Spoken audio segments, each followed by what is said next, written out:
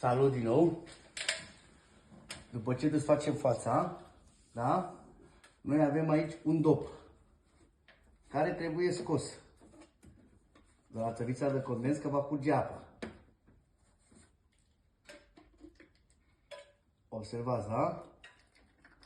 Și ceea ce recomand toate spațiile comerciale, birouri, se faceți chestia asta din 6 în 6 luni.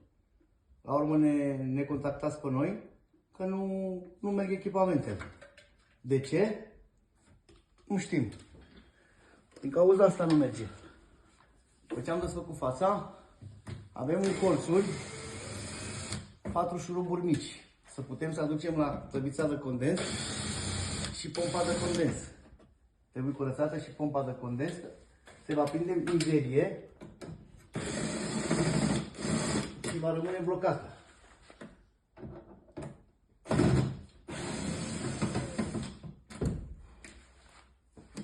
Ține colegul. Mulțumesc. După ce am desfăcut șuruburile, scoatem tăvița. Și uitați ce e în tăviță. Observați, da?